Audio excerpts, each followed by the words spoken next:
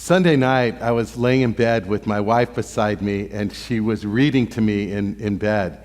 And then it came my turn to read, and her turn to listen to me read, and all she heard was me sleeping.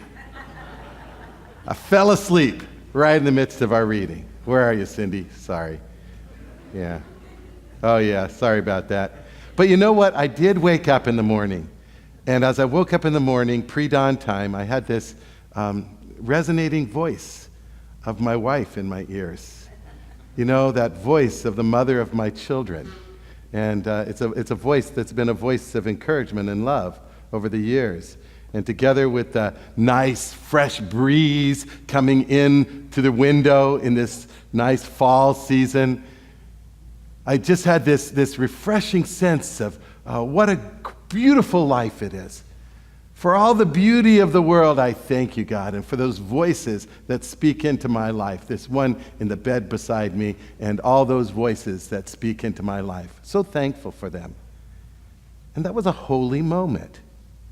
You know what I'm talking about? Those holy moments in your life where you really are aware something is special here.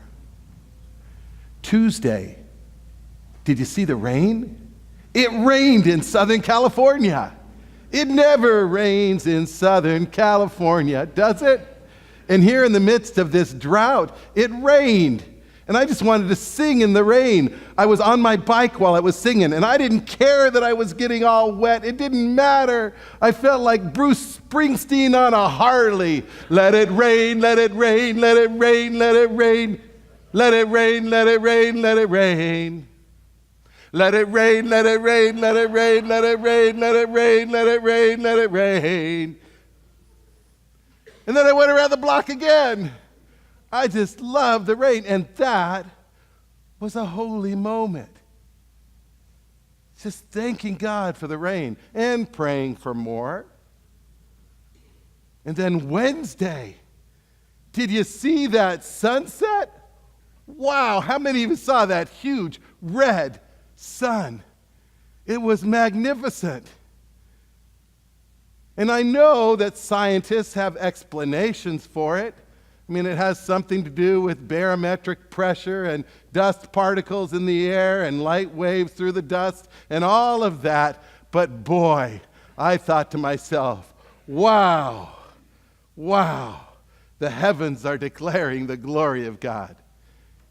The skies are declaring his wonderment. Then Thursday, woke up, got a call from a friend who had a friend die, went down to the hospital, walked into that room, saw him lying there together with a family, laid my hand on his cold head and prayed that Levitical prayer. May the Lord bless you and keep you. And I know God does. And that was a holy moment. God was there. Got a call that day that my son down in San Diego was having some health issues, and we were kind of concerned about that, so I had a day off on Friday, and so we went down and spent some time with him and his fiancée. They're getting married in 3 weeks, but he's got some concerns about his health that they're having to address. And just sitting there, having dinner with the two of them, outside San Diego, beach in a different distance, but it could have been anywhere in the desert or Dubai for that matter. And it would have been a holy moment in that place, in that space. This is what the book of Leviticus is about, encouraging us to see the holy moments that are around us. And I'm so glad during this week I was able to acknowledge some of those holy moments. Now, I know there are many other holy moments that maybe I am not all that aware of. And maybe for you too, there are moments in your week that just go by. And for some reason, you just fail to acknowledge the holiness that is present in this moment. That lady sleeping beside you, that man you've shared your life with, those children that just keep on talking and yelling and screaming and you wish you just had a break. These are still, nevertheless, holy moments. That drudgery of work or that new day where you wake up with a new pain, still, nevertheless, in the midst of those moments, they're holy. God is here. God is near. That's what the message of the Bible is about, and that is what the message of Leviticus in particular focuses on. And yet we can go through a day where we don't even recognize that God exists. We can even go through weeks where we don't even pray. And the way that Leviticus is written is it's written in such a way to open our eyes to the very living presence of God in every experience of life. And if you look at Leviticus, it's a book for you and me today, but it was written for people like you and me in a distant day, long ago in a primitive era. And because of that, some of the stuff written in there is just downright, shall we say, weird. I mean, there is really some stuff that's weird. And yet, to understand that, you need to understand it in light of its culture. And so, one of the things that I want to do for you is just first of all talk about the meaning of Leviticus. Leviticus is actually taken from the word Levi. And you all know who Levi was. He was a son of Israel, Jacob. And Levi and his tribe became one of the sons of Israel whose responsibility was to focus on the priesthood. The Levites became the priests of the people of God. And their role was to remind all God's people to look for God's presence in all of life. And certainly they were responsible for sharing the offerings and the feasts before the Lord. And if you look at the structure of Leviticus, it's a very interesting structure because the beginning of it talks about a bunch of rituals. And then the last section talks about rituals. Then the second section talks about the roles of the Levites, the priests. And then the second to the last section talks more about the role of the Levites and priests. And then the third section talks about purity. And then the third to the last section talks about purity.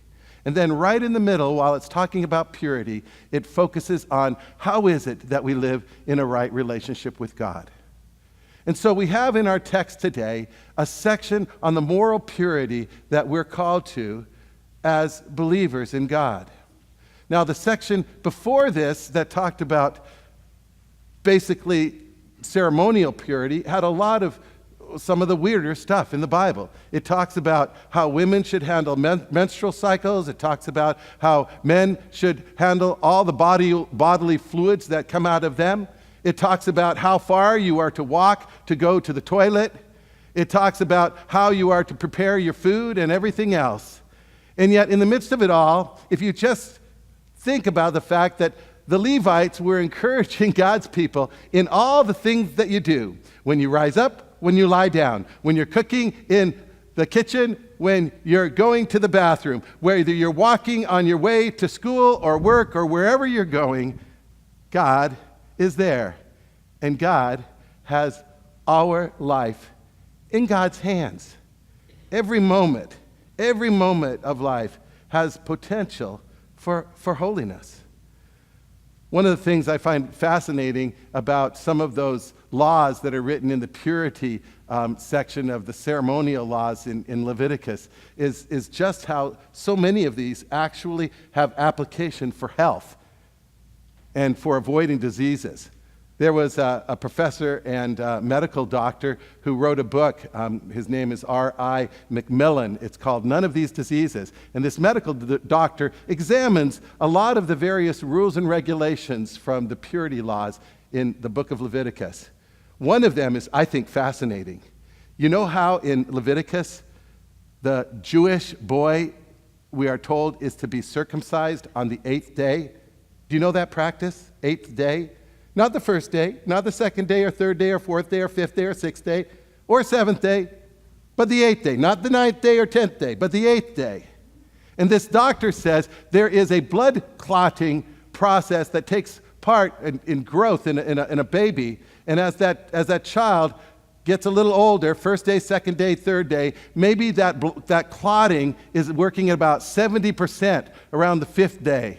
Sixth day, it's up to 80, 90 on the seventh day, 100% actually on the seventh day. It's working 100% on the seventh day. So why aren't they circumcised on the seventh day? Well, on the eighth day, that blood clotting is working at 110% capacity, and then it drops back down to 100%. So it's hard to know exactly why all of these rules and regulations are laid out, but it's for our benefit, the Bible is telling us. For these ancient, primitive people living in the desert, God is saying, follow me in every aspect of your life. Pay attention as you lie down and as you rise up, as you go this way and that. Well, in our text today, it talks about the purity of our life in relationship with one another. And one of the things that it says is this: be holy, for I am the Lord your God, I am holy. Do you know what that word holy means? Holy means to be separate or other, distinct. And so one of the things we're called to do is to recognize that I am one individual and God is another, totally separate from me. I love the way that the Jewish philosopher Martin Buber talks about our relationship with God and others. He calls it an I-thou relationship. And back in the early 1900s, he wrote a book called I and Thou, and he argued in the book that so oftentimes we treat the other as an it. That lady I live with, she cooks my meals. She reads me books. She raises my children. She can very easily become an it. But what God calls us to do is to see the other as a thou. Dave Matthew Bands sings about the space between us. And one of the things he talks about is sometimes the fickle, fuddled words between us just become so hard and twisted, like a roller coaster. We become twisted around, and the space between us becomes so broken. And yet, when we see that other as a holy other, someone who's made in the image of God, someone precious in God's sight, someone special and unique from me, all of a sudden, the ground between us, the space between us, becomes holy. And this is a holy moment. The Bible is inviting us to open our eyes in every experience of life and see how God is working. Now, of course, the ultimate Holy One is God, God's self, who is supremely other than us, and yet so often we can make God an it as well. Any of you think God's a Republican? Who thinks God's a Democrat? Oftentimes people will see God as an errand boy, a holy bellhop to come to our service for this thing or that thing. But God is totally other, and God has wishes and dreams and hopes for us. And as we live in relationship with God as a holy other and with others around us as holy, then the very space around us becomes holy, and we look in the sky and we see the sun and we see God at work. And when clouds come in our lives, still God is at work. And when challenges emerge of one kind or another, whether we're driving our car or riding on our bike, still we can sing in the rain. Amen?